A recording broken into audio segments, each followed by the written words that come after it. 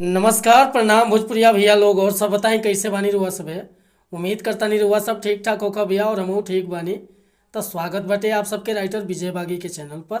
और आज उपस्थित बानी भैया रुआ सबके बीच में लेके भोजपुरी लोकगीत एकदम साफ सुथरा मीटर और दिल से बताओ तनी भैया कि एक नया म्यूजिक बनवा के और बढ़िया से गायकी करब तो गाना बच जाए भैया। तो चलिए देर ना करते हुए मैटर के शुरुआत कइल जा कि कैसे गीत के गावे के बा, का एकर धुन बा, का लय बा। लेकिन वीडियो स्टार्ट कर से पहले भैया एगो बात बतावल चाहब। रउआ अगर नया सिंगर बानी आ सिंगिंग में इंटरेस्ट बा, अच्छा अच्छा मैटर के तलाश में भटकतानी, बढ़िया गीत नहीं खे मिलत, सही तुकबंदी नहीं खे मिलत, चाहे मन पसंद के मैटर नहीं खे मिलत, तब भैया अगर हमरा चैनल पर आ गई बानी तो चैनल के सब्सक्राइब कर ली, बेल आइकन प्रेस कर ली। हर रोज रुआ के नया नया मैटर सुने के, देखे के और गावे के मिलत रही भैया। और आज के मैटर तो वाकई एकदम जबरदस्त बाटे। देखिए कैसे मुखड़ा गाओ के बाटे।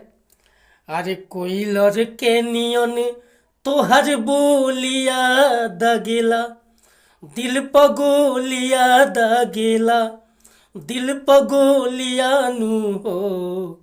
ए जान हो तोहरे के बनाइब, दिल जानिया दुआरे लाइब डोलिया नु हो।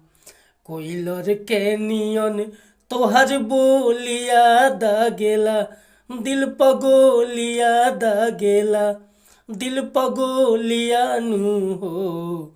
ए जान हो तोहरे के बनाइब, दिल जानिया दुआरे लाइब डोलिया नु हो।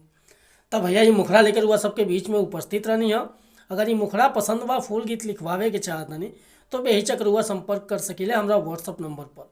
व्हाट्सअप के नंबर बाटे 8874473128। चाहे रुआ कोनो प्रकार के म्यूजिक बनवाओ के बा, चाहे नया गाना लिखवाओ के बा, चाहे ट्रैक पर लिखवाओ के बा, बिल्कुल उचित चार्ज पर रुआ के फर्स्ट क्लास के मैटर मिली भैया। और मैटर में कोनो शिकायत ना मिली। यही खतरा कहल चाहब कि चैनल पर अगर पहली बार आए लोग हैं तो चैनल के सब्सक्राइब कर ली, बेल आइकन प्रेस कर ली। हर रोज रुआ के नया नया मैटर सुने के, देखे के और गावे के मिलत रही भैया। मिला तानी फिर से अगला वीडियो में कुछ नया गाना के साथ। तब तक अनुमति चाहता नहीं।